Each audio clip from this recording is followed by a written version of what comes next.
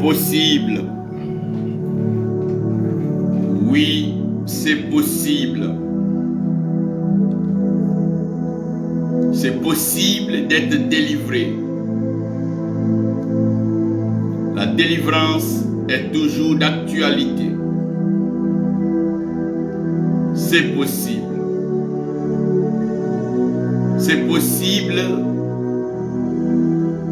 de sortir des pactes.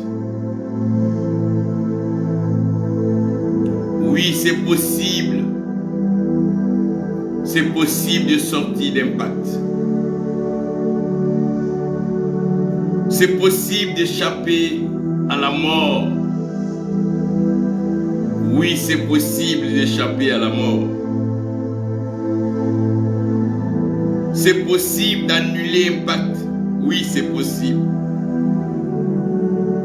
C'est possible, oui, seulement par le sang de Jésus-Christ et la révélation de sa parole. Oui, c'est possible. Oui, c'est possible. C'est possible. C'est possible. Et oui, c'est possible. C'est encore possible. Bien-aimé, c'est encore possible. Oh oui, c'est encore possible. C'est encore possible. C'est encore possible. Oui, c'est encore possible. Oui, possible. C'est encore possible. En Jésus, roi. C'est encore possible. Oh oui, possible. C'est encore possible. Oui, encore possible.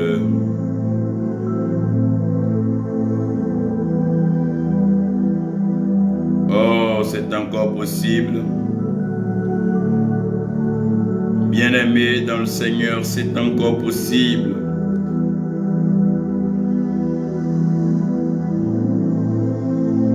Et je veux vous rassurer que tout est possible à celui qui croit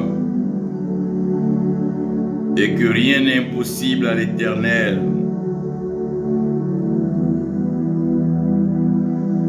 Tout est possible. Oh oui, tout est possible. Tout est possible. Oui, tout est possible. Oui, tout est possible.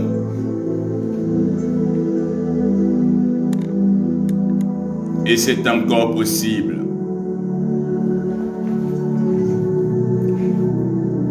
Je voudrais ce soir bénir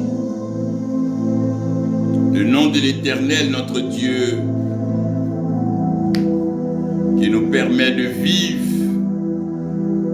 des moments assez merveilleux, glorieux, palpitants, éprouvants, complexes, difficiles, plus ou moins incertains. Mais nous gardons le sourire et nous avons la joie. Car en Christ, oh oui, nous vivons.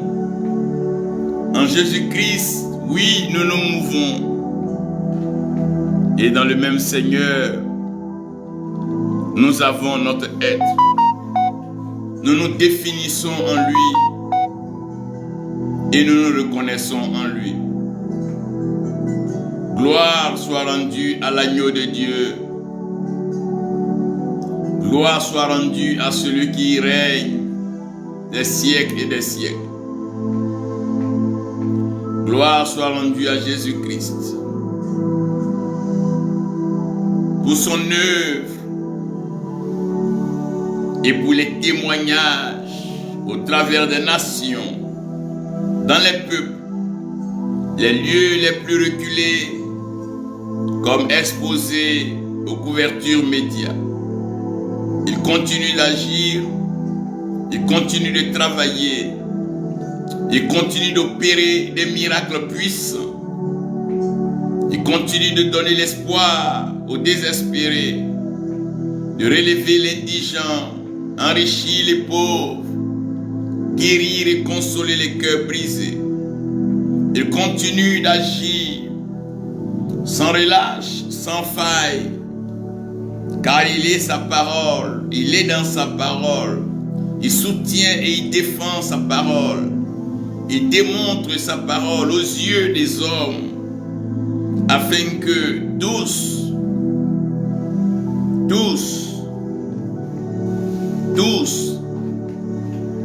puissent dire que l'Éternel est vérité. Il est, oui, assis sur son trône élevé, sur son trône élevé,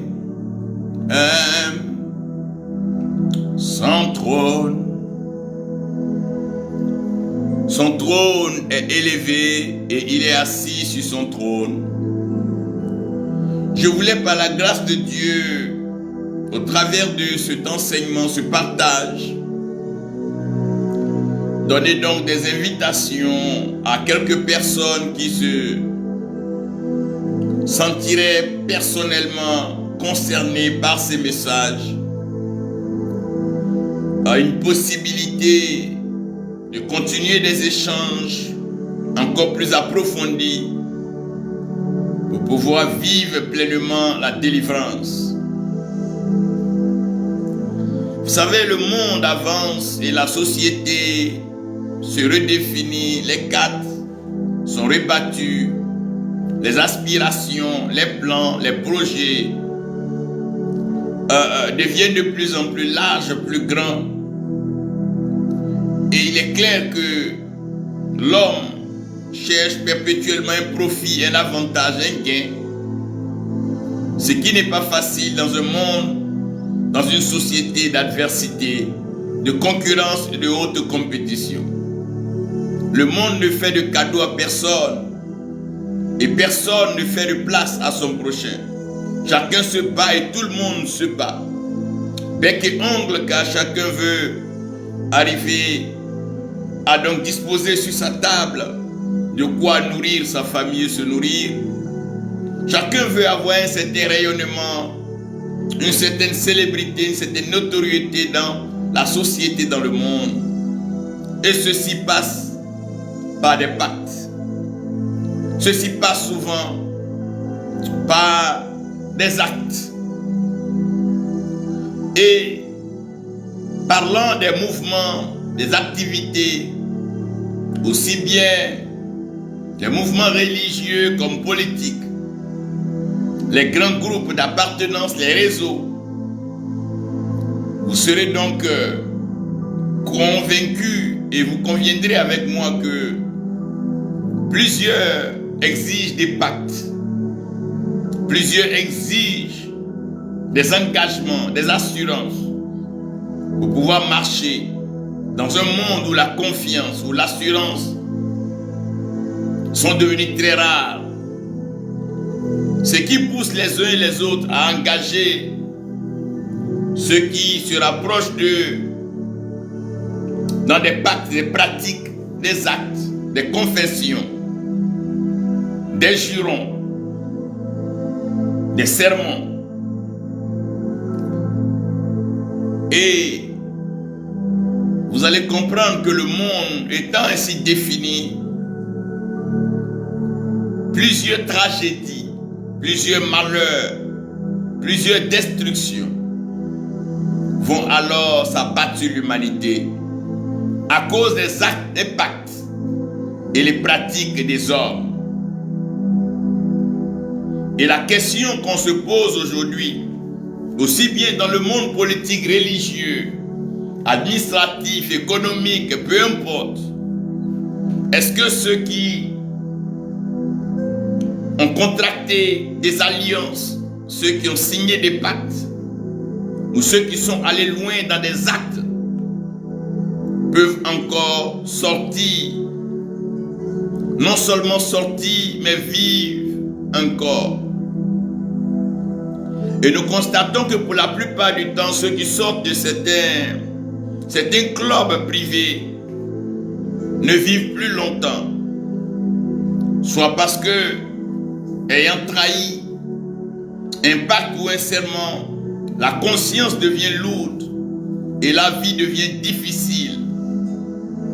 Soit ayant commencé une certaine activité, n'ayant plus cette force de pouvoir persévérer dans ce mal, plusieurs se retrouvent en train de perdre leur force et même demander la mort. Beaucoup sont trempés de la tête jusqu'aux pieds. Et aujourd'hui, la vie de la jeunesse est inexplicable. La vie des jeunes gens, même la vie de plusieurs aînés, ne s'explique plus. Car nous avons comme l'impression que plusieurs sont contrôlés, téléguidés par des puissances ténébreuses. Et c'est ce qui nous amène d'ailleurs à présenter l'amour comme étant la voie de la délivrance et qui opère toujours par la grâce. L'amour est la voie de la délivrance. L'amour est la porte de sortie. L'amour est la clé pour sortir de toutes ces situations et vivre une vie de grâce. Car tout est grâce. Tout est pure grâce. Il ne nous revient donc pas à devenir esclaves. Allez nous assujettir, nous restreindre et nous contraindre pour quelques avantages, biens, profits que nous avions d'ailleurs par la grâce de Dieu. Car si nous vivons, ce n'est pas grâce. Nous respirons par pure grâce. Nous nous nourrissons par pure grâce. Nous sortons au matin, nous rentrons chez nous par pure grâce. Nous dormons et nous nous réveillons par pure grâce.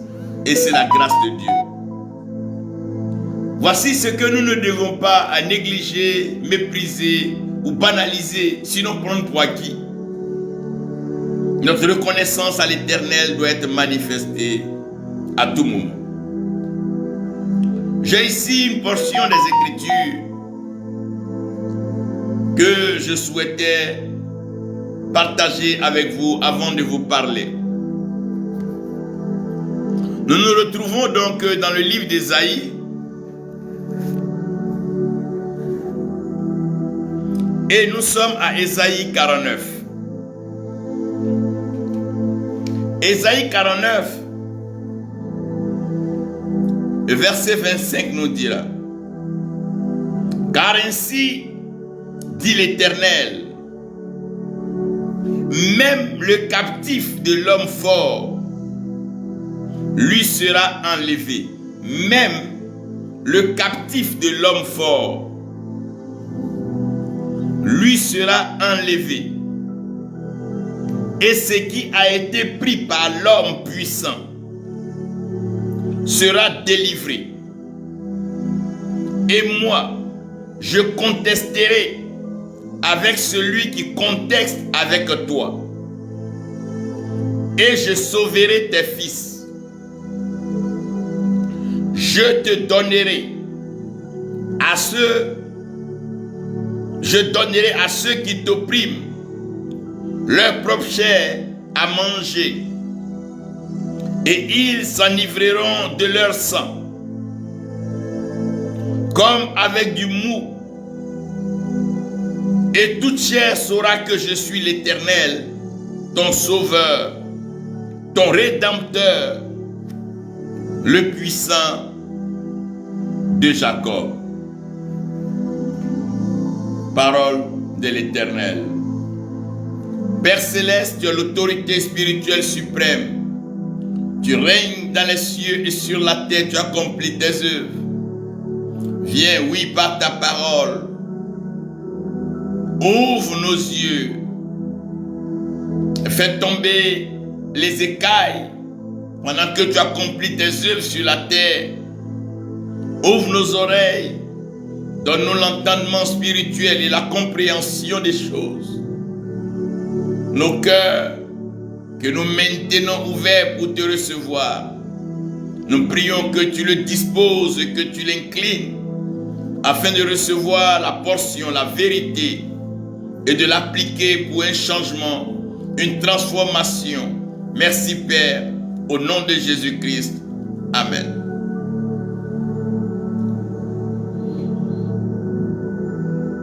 Je suis heureux de pouvoir parler de ceci. Il y a plus de Jésus, que Dieu te bénisse, que sa grâce repose sur toi et que sa paix soit avec toi. J'aimerais que vous sachiez d'entrée de jeu que le monde a son organisation. Donc le monde est organisé de sorte que chaque monde ait son organisation. Chaque monde a son gouvernement.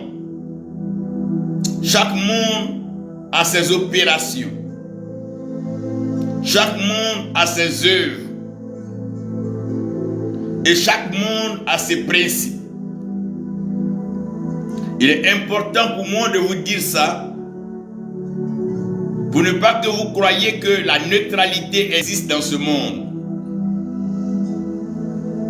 Le monde est déjà en lui-même constitué. Et les mondes sont connus depuis le commencement, lorsque l'Éternel constate les ténèbres à la surface des abîmes. Lorsqu'il constate les ténèbres à la surface des abîmes, il va donc demander que la lumière soit. Avec autorité et foi. Et la Bible nous dit, sans honte, sans gêne, que la lumière fut. Donc lorsque la lumière est apparue, l'Éternel a constaté lui-même que la lumière était bonne. Et comme la lumière était bonne, il a séparé les ténèbres de la lumière, de telle sorte que les ténèbres restent de leur côté et que la lumière reste de son côté. C'est les ténèbres qu'il a appelées nuit et c'est la lumière qu'il a appelée jour. Donc comprenez que il y a le monde des ténèbres Quand on parle du monde des ténèbres, on parle du monde de la nuit, le monde de l'obscurité, le monde ténébreux. C'est un monde qui vit, c'est un monde qui existe, c'est un monde réel, c'est un monde tangible et c'est un monde palpable. C'est vrai que tout le monde ne peut pas voir ce monde avec ses yeux, mais au travers des actes, des agissements, des comportements, vous constatez que le monde des ténèbres est réel. Quand vous constatez la méchanceté, l'atrocité, la cruauté, la criminalité, quand vous voyez toutes ces choses-là, les crises, les tribulations, les persécutions, les guerres, viennent tout droit du monde des ténèbres. Et le monde des ténèbres est organisé en royaume. C'est ce qu'on appelle le royaume des ténèbres ou le royaume de Satan, le royaume du diable, le royaume du mal, le royaume du malheur, le royaume de la malédiction, le royaume de la mort. Donc il est important pour vous de comprendre cela. Et ce royaume-là va avancer avec des œuvres. Dans la Bible parle des œuvres infructueuses des ténèbres, comme c'est un royaume qui existe et c'est un royaume qui vit. Ce royaume va alors se répandre par ses œuvres et ses pratiques. Si alors nous convenons que le monde des ténèbres existe et qui donne lieu et place au royaume des ténèbres, on ne peut pas alors s'empêcher de dire que le royaume de la lumière existe parce que le monde de la lumière existe. Le monde de la lumière, c'est le monde de la vérité. C'est le monde de la vie. C'est le monde que l'Éternel Dieu a placé pour ses enfants, pour vous et moi.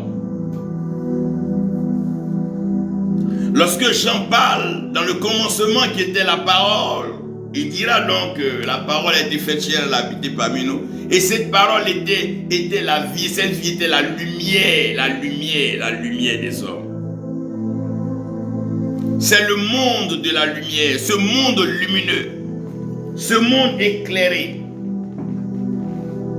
C'est à ce monde-là qu'appartiennent les enfants de Dieu. C'est à ce monde-là qu'appartient le royaume de Dieu. Le royaume de Dieu est le royaume des lumières. Comprenez que l'Éternel est lumière, il est le Père des esprits. En lui, il n'y a même point d'ombre de variation. Il n'y a point de ténèbres en lui. Parce qu'il est lumière. Il est glorieux.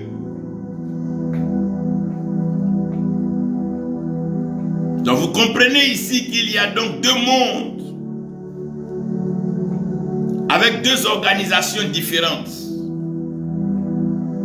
Le monde de la lumière et le monde de la bénédiction. Le monde du bonheur. Le monde du bien. C'est ici qu'on parle de bien vivre,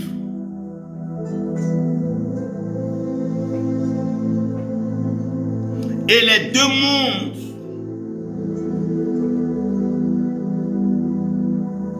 vont opérer aussi bien sur la terre des hommes que dans les eaux, dans les airs. Chaque espace va voir alors une tentative de déstabilisation d'un des royaumes par l'autre royaume. Et ce qui va faire que nous allons parler de la capture. Les royaumes vont fonctionner, surtout le royaume des ténèbres, par la capture. Le diable doit capturer. L'ennemi doit capturer. Adam était dans le jardin pendant le jour. Et lorsque le soir arrivait ou la nuit devait prendre place, l'Éternel Dieu venait pour échanger, communier avec Adam.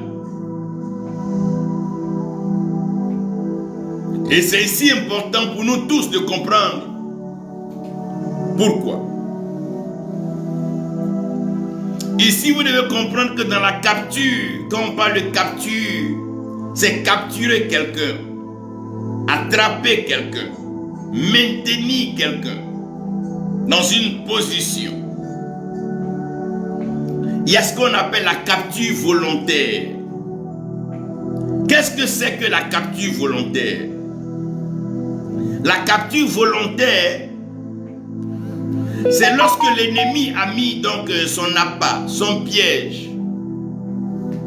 Il a planté un décor et que l'homme même vient maintenant se livrer.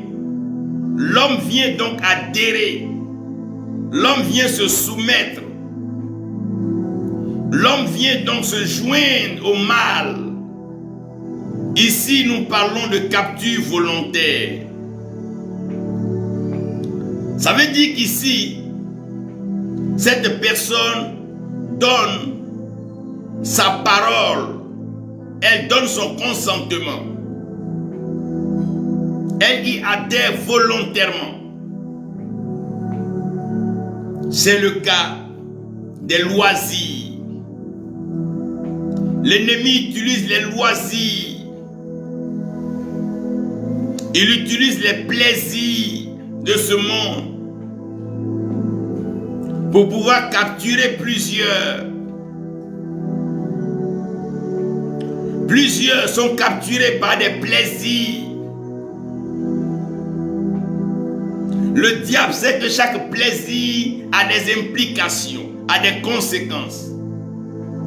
Il va alors jeter les loisirs et les plaisirs devant la jeunesse et devant l'homme.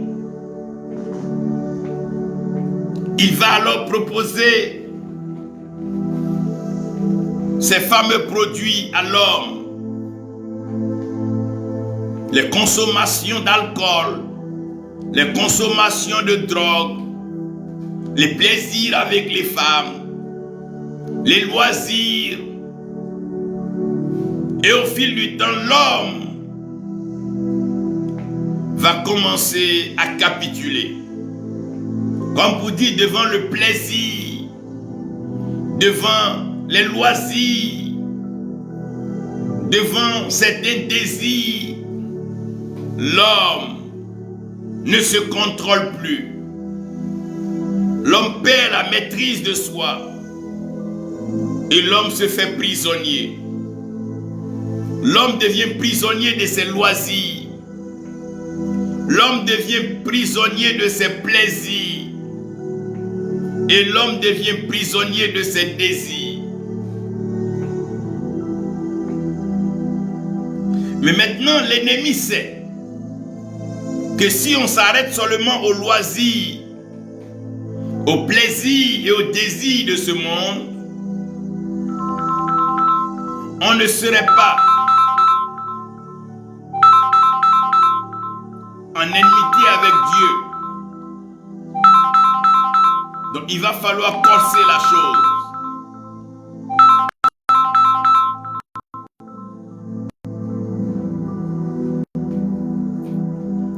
Il va alors proposer certains vices, des vices contre nature. Il va pousser l'homme à aller encore plus loin.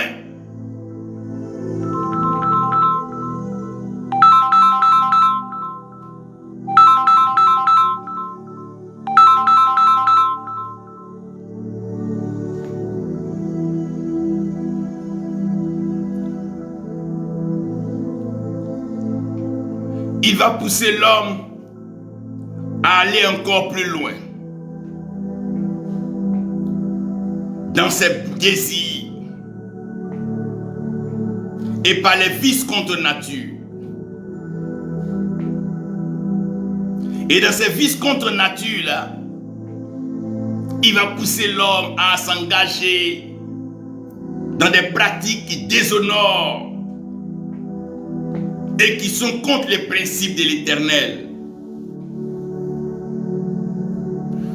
Il va encourager la zoophilie et tout ce qui va avec. Des pénétrations interdites, des fantasmes, des choses que Dieu n'approuve pas. Et encore plus loin, il va favoriser la séduction.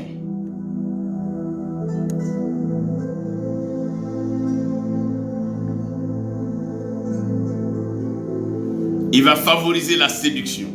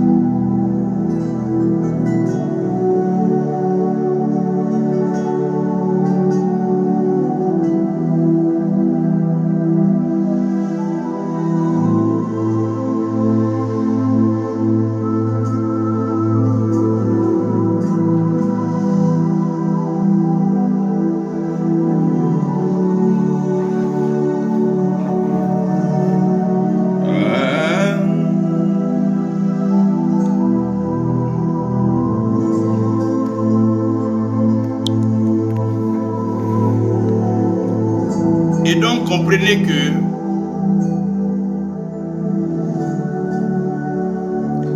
l'ennemi va induire l'homme en erreur au travers donc des loisirs, des désirs et des plaisirs de ce monde. Mais il ne s'arrêtera pas là, il va pousser l'homme dans ce que nous appelons les vices contre nature. Et c'est dans les vices contre nature que vous allez voir, les hommes vont arriver à l'incexe. Les hommes avec les hommes, les femmes avec les femmes, un peu comme le style de Sodome et Gomorrhe. Et il va intensifier la séduction. Il va commencer à créer une certaine pression pour maintenir ces personnes-là dans ces vices, dans ces loisirs et dans ces pratiques diaboliques. Et il va sceller tout ça par une adhésion. C'est cette adhésion-là qu'on va appeler donc le pacte. Sinon, au début, les gens peuvent promettre. Mais à un certain moment, il va comme les fidéliser, les inscrire dans un fichier pour les tenir et les maintenir comme captifs. Et c'est dans ce moment-là qu'ils adhèrent au pacte. C'est dans ce moment qu'ils adhèrent et qu'ils sont d'accord avec la pratique, bien qu'elle ne soit pas reconnue ou approuvée par Dieu. Mais déjà, ils y sont, ils ont pris goût, ils le vivent et ils le pratiquent.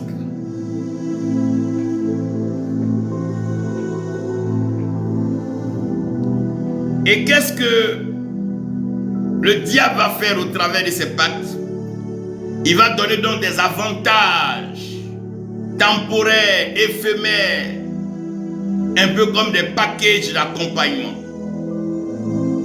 qui vont être donc des formes de rémunération, des formes de promotion, mais toujours dans le monde des ténèbres.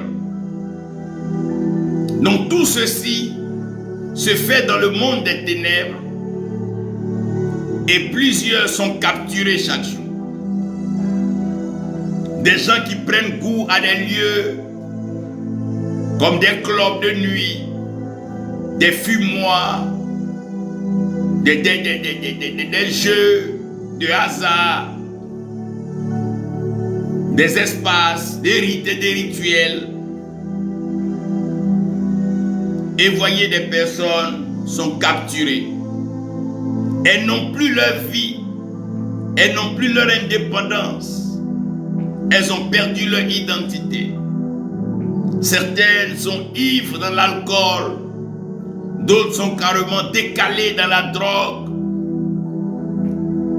Et plusieurs personnes sont, je dirais, liées jusqu'à la moelle dans des pratiques impensables. Ça, c'est la capture volontaire. Il a jeté ses grains de maïs et comme un poulet imprudent, tu es venu picorer. Voilà qu'aujourd'hui, tu ne peux plus t'en passer. Tu es lié, tu es aliéné et tu es enchaîné. Tu n'as plus de vie. Tu es contrôlé et ça te tire. Tu t'es livré à la masturbation, à des pénétrations interdites. Te voilà maintenant en train de souffrir dans ton âme. C'est vrai, tu prends plaisir, mais juste après ça, c'est des remords et des regrets. Et tu souffres. Tu meurs en toi-même. Et tu ne peux pas arrêter. C'est un club. C'est un clan. C'est une société. Tu ne peux pas résister. Tu es obligé de suivre comme un mouton, errant comme une brebis, et tu perds parce que tu as broyé, tu as marché sur tes propres valeurs. Ta conscience est violée. Pendant que les gens te voient en costume, en voiture, à l'aéroport, mais ton âme à l'intérieur est rongée parce que le pacte t'a tout pris. Tu n'as plus de vie. Tu as la solde du monde des ténèbres Et le royaume des ténèbres te contrôle. Et tu deviens un agent maintenant. Et toi-même tu en recrutes.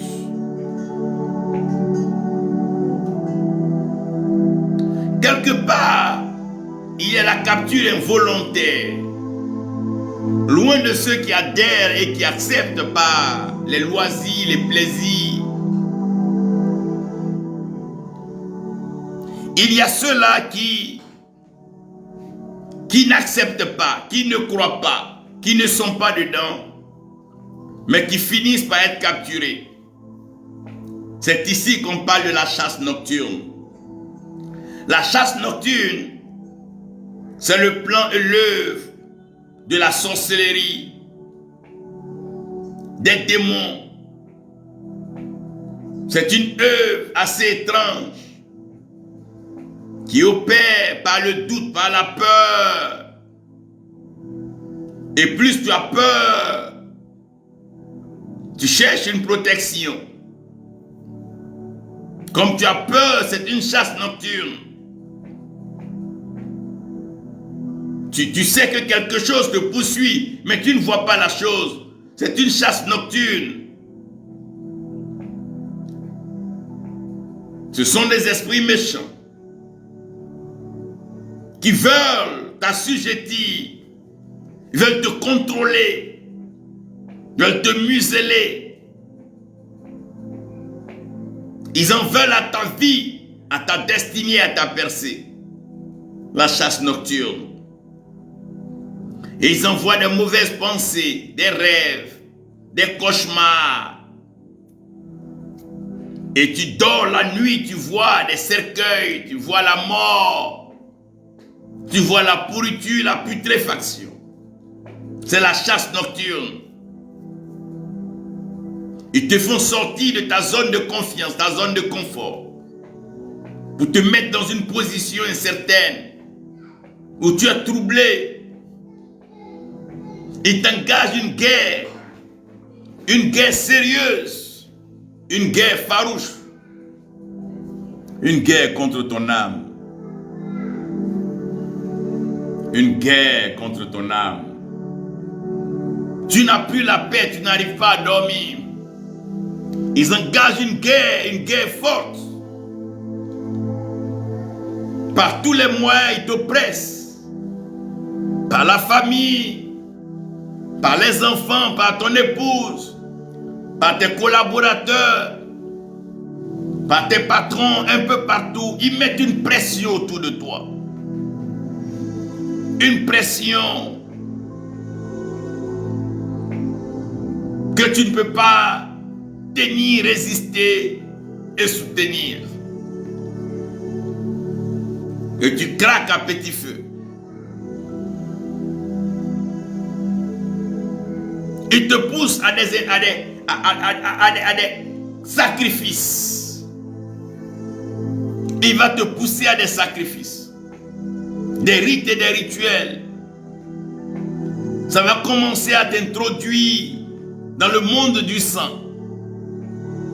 Tu vas commencer par faire couler le sang des poulets, des moutons, des animaux, jusqu'au sang des hommes. Parce que tu n'auras plus de limites. Et te voilà aujourd'hui, les mains et les pieds trempés dans le sang.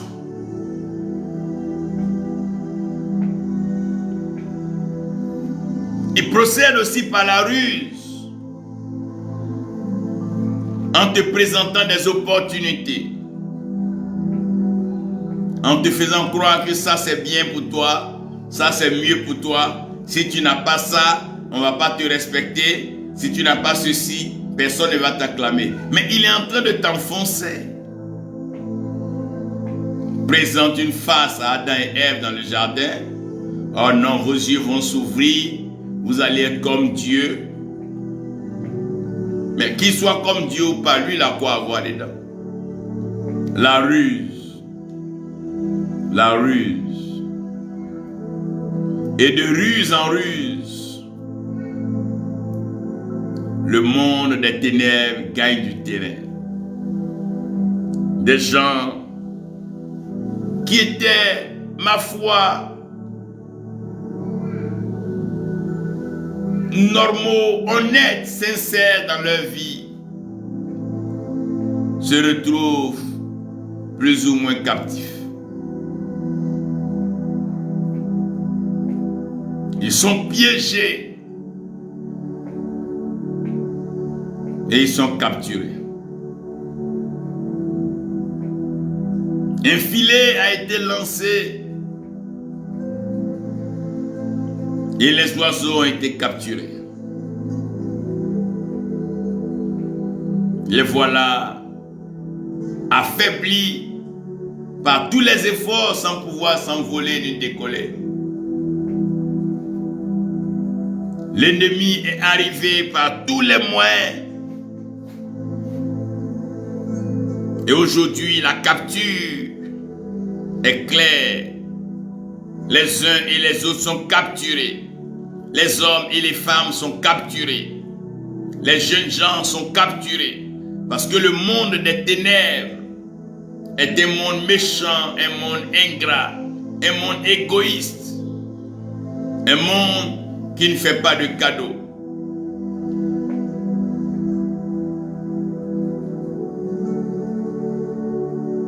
Et quand la capture est constatée, l'ennemi va encore avancer progressivement dans la possession totale et la destruction certaine par les alliances ténébreuses. Quand je parle d'alliances ténébreuses, je parle des liens dont aucun homme ne peut s'en défaire, car ces liens sont scellés dans la nuit, où personne ne voit, où personne ne peut travailler. Les mariages de nuit. Les mariages de nuit pour contrôler tes finances, ta joie et ton bonheur. L'ennemi dans la nuit te permet d'épouser la fille du diable pour être certain que ton beau-père ou ta belle-mère est diabolique. Et c'est un mariage de nuit. Une forme, une influence qui vient t'affaiblir la nuit.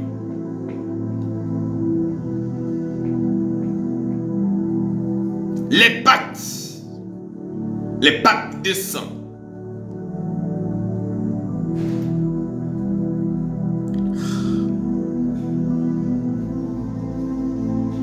Que dit des absorptions, des inclusions et des fusions? Le mal se met avec le mal, le méchant donne la main au méchant, le destructeur s'associe au destructeur et le mal bat son plein. Soutenu par des deals diaboliques, des projets de pillage, de tuerie et de destruction. L'alliance des ténèbres. Bien-aimé, c'est l'alliance des ténèbres. C'est ce que nous appelons l'alliance des ténèbres. Ça se passe la nuit.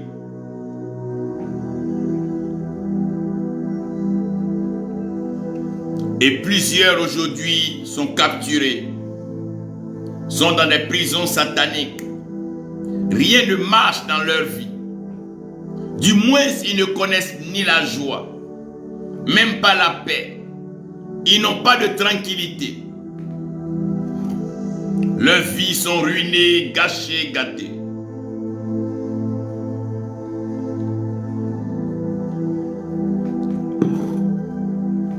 Et s'interrogent sur leur avenir. L'enfer est tout droit devant eux. La colère de l'Éternel s'abat toujours sur le méchant. Et le monde des ténèbres est un monde hostile à l'Éternel. Et le jugement de l'Éternel est placé.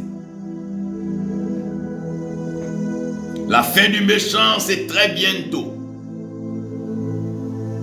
Le règne des ténèbres va s'effondrer, car le mensonge ne saura tenir tête à la vérité, et les ténèbres ne pourront rien contre la lumière. La mort ne saura arrêter la vie, car l'amour permettra la résurrection. Oh, il faut donc en sortir. Ah, il faut s'en sortir. Bien-aimé, il faut sortir. Mon frère, ma soeur, il faut en sortir. Il faut sortir. Quelqu'un doit sortir et vivre. Parce que le diable te fera croire et entendre que si tu sors, il te tuera. Si tu sors, il va menacer ta famille. Si tu sors, il va t'arracher ceci et cela. Si tu sors, tu as signé ton arrêt de mort. Mais bien aimé, il va falloir sortir. La délivrance de l'Éternel, c'est la puissance du Très-Haut qui est déployée dans le monde des ténèbres. C'est là où l'Éternel livre bataille. Où, comme à bras étendu et à main forte, il a fait sortir son peuple d'Égypte. L'Éternel te délivre. Il te délivre aujourd'hui et maintenant même.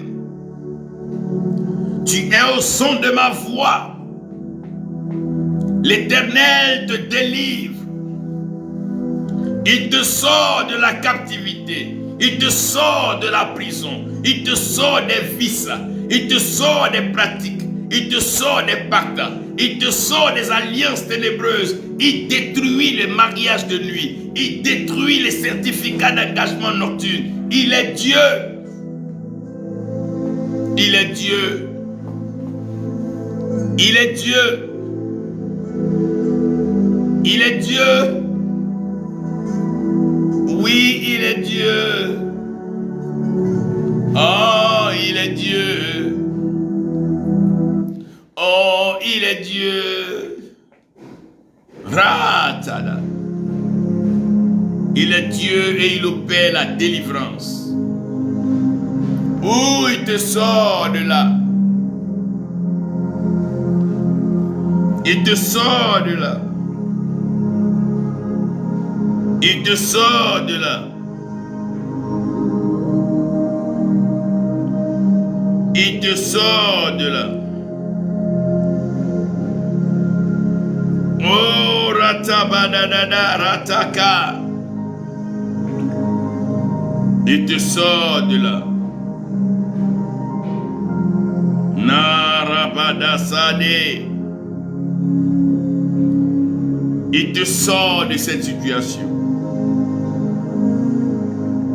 Il te sort.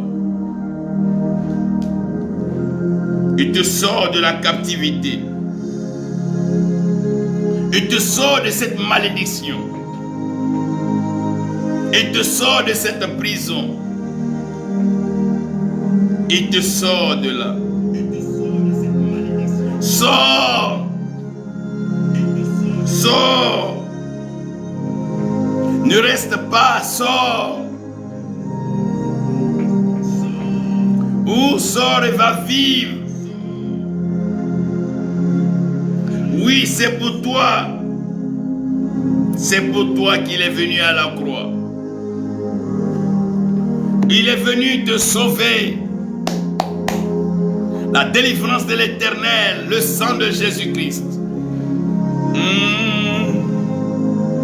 Sors. Mon frère, sors. Ma soeur, sors. Comme il a crié d'une voix forte, Lazare, sors. Aujourd'hui, tu sors. Maintenant même, tu sors. Le sang de Jésus-Christ. Oh, ce sang précieux. Ce sang glorieux, ce sang merveilleux. Ce sang tout-puissant. Ce sang immaculé. Oh, ce sang. Ce sang te touche. Ce sang ébranle ton péché. Ce sang détruit la malédiction et corrige les anomalies. Son sang est puissant et son sang m'a sauvé. Oui, le sang de Jésus, le sang t'a sauvé. Le sang de Jésus-Christ t'a sauvé. Ce sang est merveilleux. Quel sang précieux.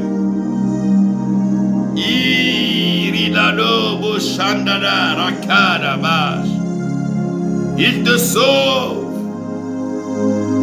par son sang précieux. Il te sauve par son sang précieux. Il te sauve. Ou par son sang précieux. Oui, il te sauve par son sang précieux. Oui, par son sang précieux, son sang précieux. Il te sauve par son sang précieux. Son sang a coulé, le sang a ruisselé sur la croix, et tout cela pour nous donner la vie. Son sang, oh son sang, oh son sang, son sang a coulé. Oui, coulé. Son sang a coulé. Oui, ruisselé. Son sang a coulé. A coulé. Oui, coulé. Son sang a coulé. A coulé, a coulé, son sang a coulé, ruisselé sur la croix, son sang a coulé,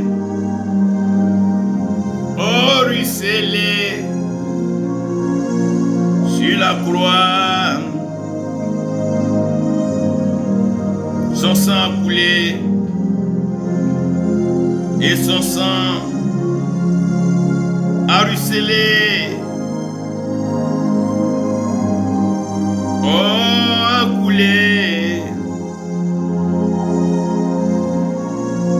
A coulé.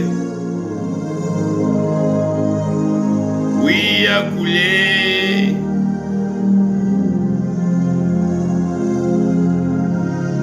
A coulé, oh a coulé,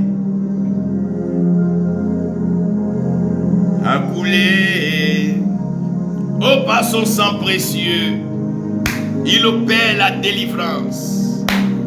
Les portes des prisons sataniques sont ébranlées, les fondations sont ébranlées, les portes s'ouvrent, les chaînes sont brisés, brisés, brisés, brisés. Brisés, oui, brisés. Je dis bien brisés. Les murs des prisons s'effondrent. Les murs des prisons s'effondrent. Brisés. Oh, brisés. Les chaînes sont brisées. Roda rapada kanda naderike. Brisé. Oh, la séparation est définitive. Il t'éloigne du mal, il t'écarte des ténèbres. Il t'éloigne de tes anciens partenaires du mal. Il restaure ta vie. Il te restaure. Oh Seigneur, il te restaure et il t'accorde la vie comblée. Sache aujourd'hui que le sang de Jésus-Christ, le sang précieux, a tout accompli. Le sang précieux a tout accompli. Tu es libéré, tu es délivré. Les pactes sont brisés, rompus par le sang de l'agneau, le sang de l'alliance éternelle, le sang précieux, le sang de notre salut.